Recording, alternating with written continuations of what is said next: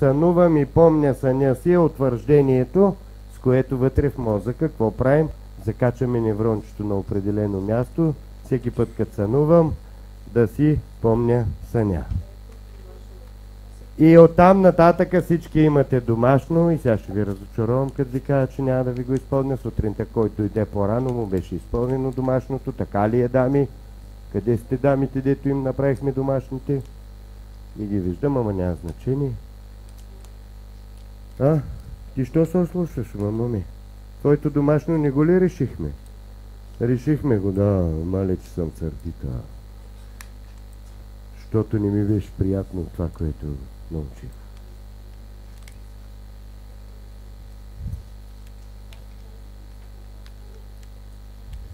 Да са дошли на време, бе. Какво ми показва, знам как си разтълкувам съня. Да, абсолютно вярно.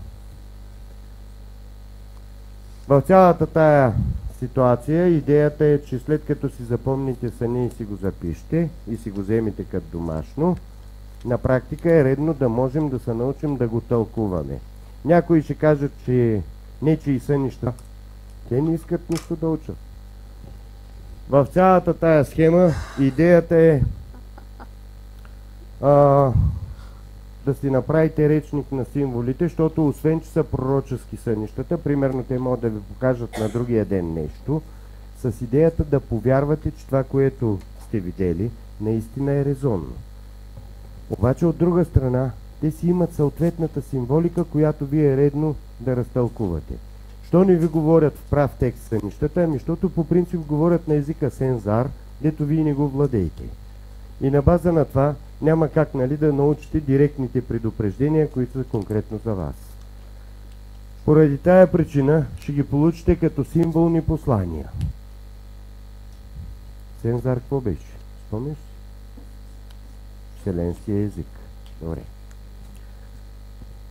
За да може да си разучите посланията,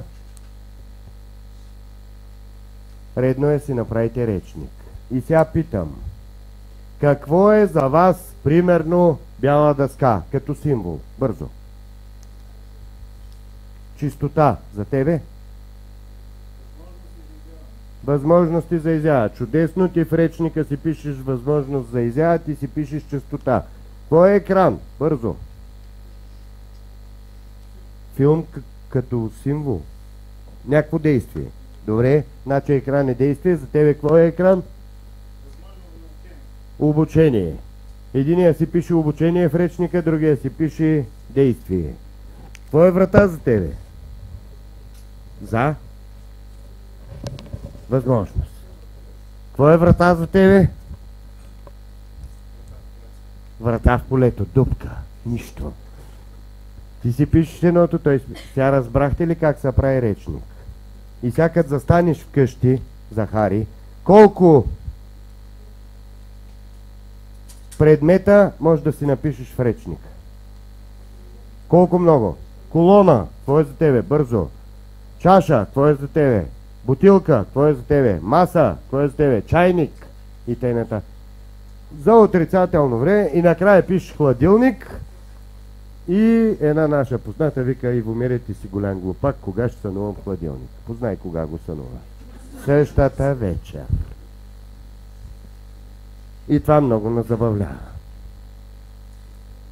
До тук разбрахте ли как се прави речник?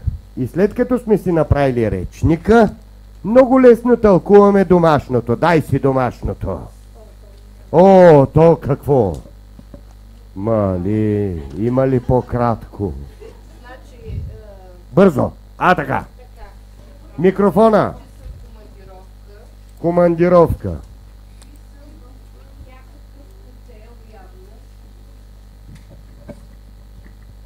Някаква непозната стая и банята, душа ми е развален. И трябваше да извикам някой да ми оправи душа. Но след това не се къпах и започнах да пера дрехи в банята. Това беше при първото ми събуждане в 1 часа. Стоп! Край! Тълкуваме до тук, стига сега. После второ събуждане, трето събуждане. Да. Айде! Продължение на съня, защото продължих Не ме интересува. До тук. Командировка. Символ на отдалечаване от обичайното, от стандарта. Отдалечаване от стандарта. Чудесно. Това ти е командировка. Хотел, какво е за тебе?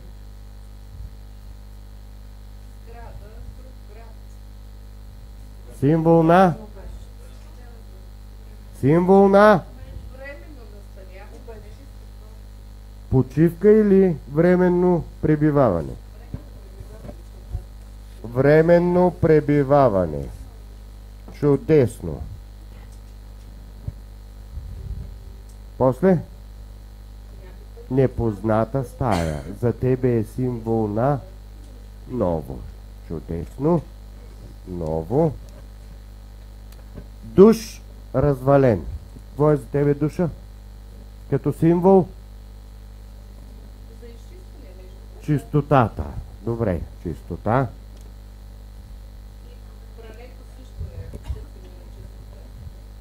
Каква е разликата тогава между душа и прането? Едното ще почиства тялото, а другото... Едното почиства вещите. И гледай сега. Ти искаш по принцип да си почистиш душата,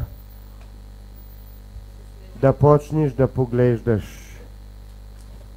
по нов начин на света, ама в същото време те мързи да гледаш и си временно пребиваваща, защото те мързи да излееш от стандарта. Какво те предупреждава когителността? Сега разбра ли го? Колко е сложно? А защо по принцип все с негативни версии подходих към цялата тая ситуация? Защото всички сънища всъщност са предупреждения, които да те предизвикат да се оправиш. Може ли да те предизвикам? Много си готина, Евала! Евала, как си ке?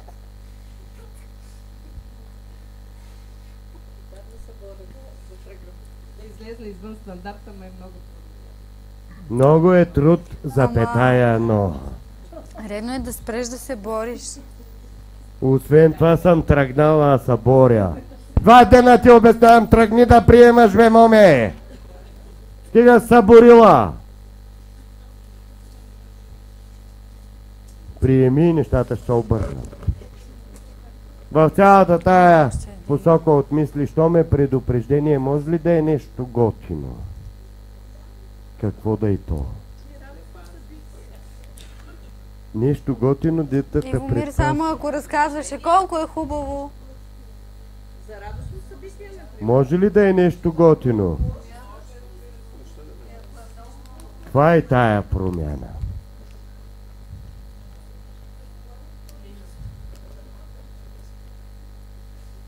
И тогава тя нещо готино ли е?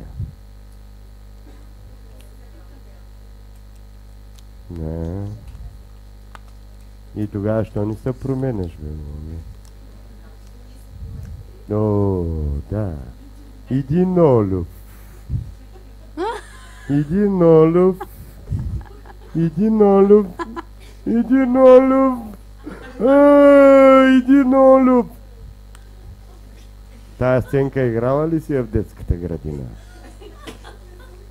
Забравеното стихотворение се казва.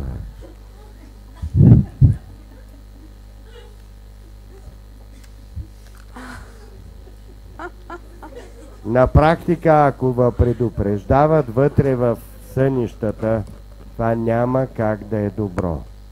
Да, идеята по принцип на всички е да интерпретираме, че нещо готино сме направили. Ама не можеш да постигнеш никакви резултати, ако му кажеш много си готин. Да не говорим пък за дамите. Аз си казвам, днеска си много хубава, тя вика, къде съм се накапала. Абе не бе, хубава си, ти сега какво подиграваш ли ми са? Само днеска ли? И накрая. Само днеска ли ти нарочно го правиш?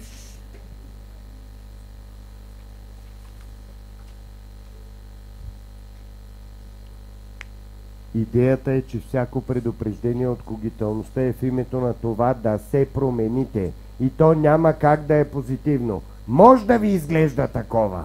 Да ви дам ли пример? Правя секс тройка с Бионсе. И ви изглежда свръх гадничко, нали? Ама аз не знам даже коя е Бионсе. Виждам, че има някаква жена там и още един мъж и правя тройка. И сутринта се събужда и викам, Боже, аз всичко приемам наопаки. Бионсе е сноп. Какво значи сноп ми човек, който лъжи? За какво да лъжим, бе? Нали сме честни? И в този момент обаче нас всичките не интервюират там за едни вестници във връзка с разплитането на посланията от Царичина. По този повод Царичина прибрахте ли го? Тетрадката. Кой прибра тетрадката? Бързо го дайте на хората, дет не са го видели. Така, е на вашия ред. И тъмън ни описват по всички вестници, че сме разплели посланията в Царичина, че сме ги разгадали, че имаме превод и т.н. Звъняха от телевизия и им говореше както да се минара. И по едно време скака, викаме, дай да ни им обясняваме, че сме заедно, че си спим на пода, че не имаме креват, защото това, че ни разнищат тази телевизия. Бе. И се сещаме, че точно това всъщност лъжим. И викам, како нема грижи. И в този момент всичко за жената, влиза главната журналистка и казва, Ивомире, здрасти. Аз викам, ела сега тука, моето момиче, седни сега тука, настани се удобно и сега да ти разкажа как седат нещата. Понеже ми пратиха едно послание чрез сънищата, че не съм достатъчно честен и съм снобар, и сега викам, веднага променям нещата, за да съм ги променил време. Сега да ти кажа, първо, тук спим, тук едем, тук се ебем, тук правим всичко, да знаеш, и тук водим и семинари. И тя ма погледна и каза, мен мъжа ми ма чака отвънка. И от тогава не е идвала. Не вярвате ли? Така. Журналистката се казва Феодорина Ляскова. И някои много добре я познават. Може да се свържете. Ако искате, свържете се и питайте. За да не коментираме нещата по друг начин. Та в този план на мисли, виждате ли колко бързо е необходимо да се реагира? Може ли да реагирате на това послание след 15 дена? Може, ама това е като да си сложите две качулки, след като проливен дъжд ви се е излял отгоре.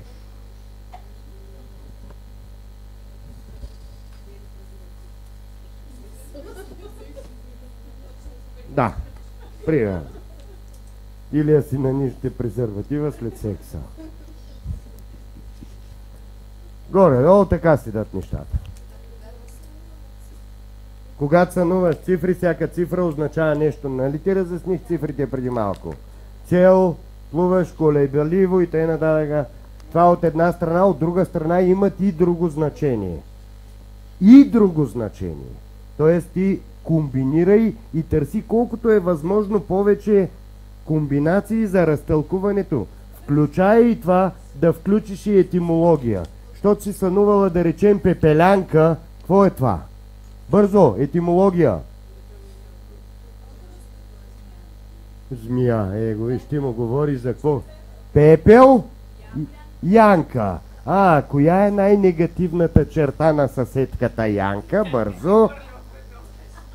И на какво трябва да сложиш пепел? На същата тая негативна черта. Сега разбра ли пепелянка? В самата себе си обаче, не в Янка. Не в Янка.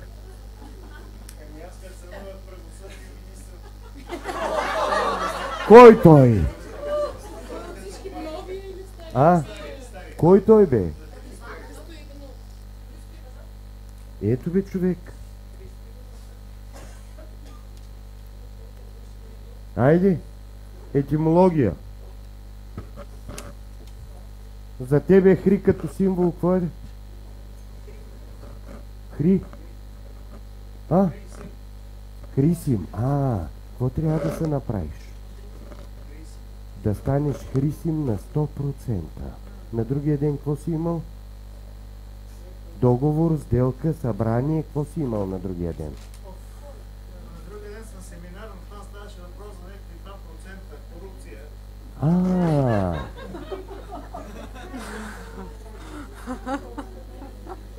Ето дори каза, значи бизнесмен Христо Иванов като министър на правосъдието и някакъв конкурс. И чакай секунда.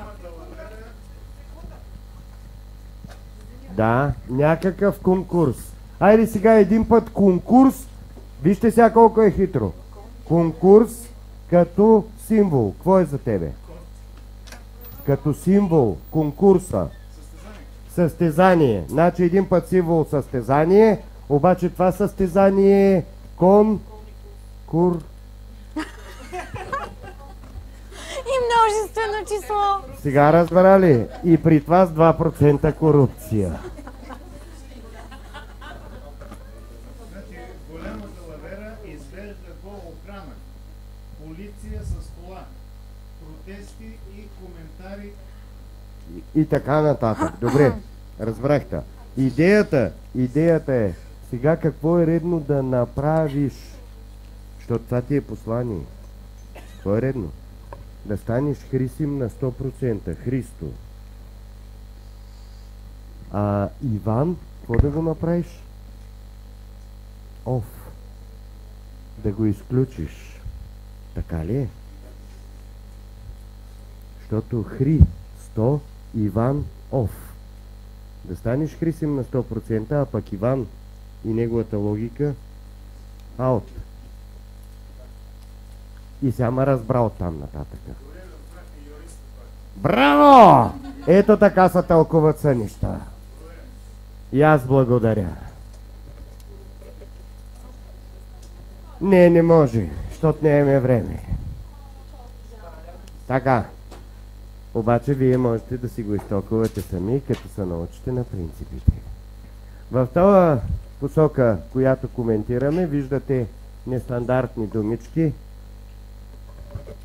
Велик, Ан, Илиян, Динозавър, Чудо. Вижте, пепел, Янка и така нататък. Всяка по-нестандартна думичка, идеята е да я разгледате. Това разбирате ли го? И шумен може да има няколко значения. Шум в мен. Пази тишина, т.е. мълчи си, ако искаш да бъдеш шумен. Шум на енергията, т.е. да направиш баланс между мислене и действие, защото иначе ти се дисбалансира енергията. Ш-ум-ен. Замълчи и мисли повече за хармонията в себе си и така нататък. Тоест 1000 простотийки в минута, които изглеждат само като простотийки, а всъщност са много вещи послания. Защо ви го казвам всичко това? Към тълкованието особено важно е, извинявам се така, че приближавам микрофона, да осъзнайте няколко неща. Първо, всички действащи лица във вашия сън сте или лично вие, или аспект от вашия характер. Това разбрахте ли го? Сънувам баба си. Най-негативната черта на баба ти. Бързо! Беше много Стисната. И сънуваш, че си заклала баба си. Какво трябва да заколиш себе си? Твоята стиснатост трябва да я заколиш за другия ден. Запомни ли го?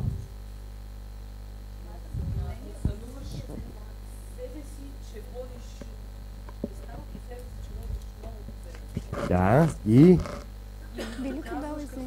старото себе си, водиш новото себе си, вземи микрофона. Това ми е в случая самия. Старото ми аз среща младото ми аз и му казва, че ролята е да помага на хората. И не му трябва нищо повече от едно набой, една маса в коридор. Това е. Това беше съня. Чудесно. Старото себе си Старото ми аз води води новото ми аз на къде? в болница. В болница. Айде сега, какво е старото ти аз? Всички стари филтрации. Води новото ти аз. Това са новите евентуални възможности, които би могла да имаш. Така ли? Да. В болница. Що? За да помагам на хората, така. За да помагаш на хората, като го вкараш в болница за тебе, какво е? Като символ? Лечение, помощ за други. Помощ за другите. Тоест, какво трябва да направиш? Помагам на други. Да помагаш на другите, а старото си аз какво трябва да направиш? На кофата за покупка. Честито. Да продължим ли нататъка? Стана ли ясно? Идеята е, че всичко това са предупреждения, които ние така или иначе е редно по някакъв начин, дай още малко, е редно да разтълкуваме сами. Защо? Всеки един от нас индивидуален ли е? И уникален. И тогава може ли когиталността за мене и за моите филтрации да дава твоя сън? Де е логиката?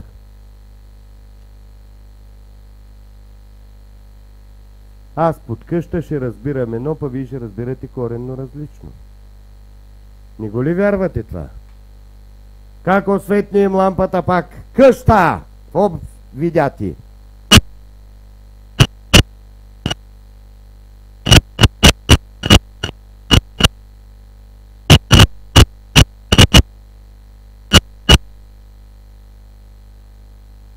Ето сега. Сигурност. А какво видя, освен като символ? Къща, като ти кажа, къща на 2 етажа ли си представяш, на един ли, какво виждаш? На 1 етаж ти? На 2 ти? На 1 ти? На 3. Тавански стаи иска той. На 1. Отпред има ли двор?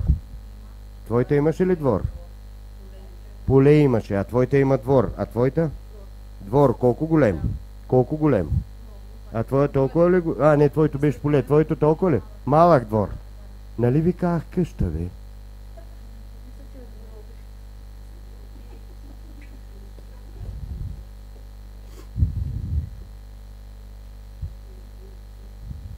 А в същото време,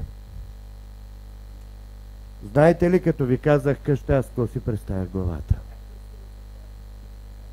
Къщата на Владимир Доронин, която той подари на Наоми Кембъл, която погледната отгоре, от към хеликоптер, е като окото на хор. Как ви звучи? Скромно. И нали ви казах, че къща. Вие що не видяхте това, което аз ви казвам? Сега разбирате ли за какво става дума? Че един и същ символ за всеки един ще означава различно нещо. И в този план на мисли, когиталността има достатъчното знание да праща индивидуални сънища за всеки един от нас. И тогава може ли пълен български сановник да ви изтълкува съня?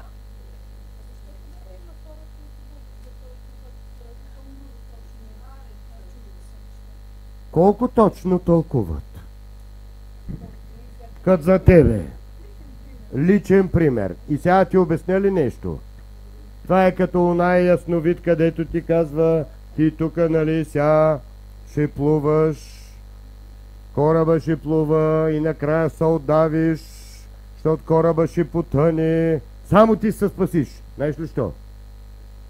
Защото главата ти куха и ще плуваш като шамандура. Шегувам се в момента. Идеята е да разбереш, нали, че ако по принцип реша да ти изтълкувам съня така, както аз искам и както почнах да разправям за твоето пътуване с кораба, мога да си измисля 1100 неща и да те накарам да повярваш тях. В момента, в който ти повярваш тях, много ясно, че те ще се случат. И трябва да си най-кухата лейка, за да си мислиш, нали, че по принцип именно врачките точно по този начин гадаят. Как иначе те ще познат? Друг е въпросът, че може да има хора, които имат възможности. И това е коренно различно.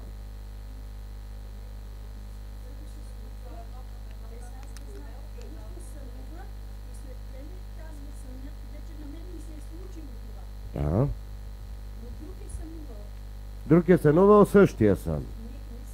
Той сънува нещо и казва, еди какво ще се случи. В същото време, после ми се случва на мен на 400 км разстояние. Сега оттам нататъка ще ти се случи, ако повярваш в него. Ако обаче си кажеш, То вече ми се е случило, когато ми разказват това. То вече ми се е случило. да, и тебе ти казват, че то ще се случи. Да, майка ми сънува, какъв сън не знам, Тъй? и казва, тя Тоест е имате роднинска Тя е връзка. скъсана на изпит. Да. На 400 км Да. разстояние. И? Аз вече съм скъсана. И ми вече си скъсана. Ами то по същия начин аз мога да ти кажа кога са карали на Алекс. Даже мога да ти кажа кой учител му се е скарал. И как се казва учителя и за какво му се е скарал. Каква е разликата? Нали информационното поле е едно и също. И тъй като вие сте свързани майка и дъщеря, тя чисто интуитивно свързана ли е с теб? Може ли да получи информация за теб? Това, което ти обаче ми задаваш като въпрос, може ли Пенка и Стоянка, дет не се познават, да сънуват и в крайна сметка да им се случи? Абсурд. Разбираш ли ме? Значи при свързани лица нещата са ясни, те там си знаят с пътиите.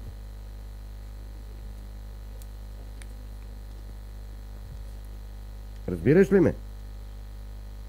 Така както ти си свързана с твоята рода, така майка ти е свързана с тебе, тя е свързана с децата си и т.н. Това е друга връзка. Тя ги мисли постоянно и това даже им пречи понякога. Предния път ти го казах.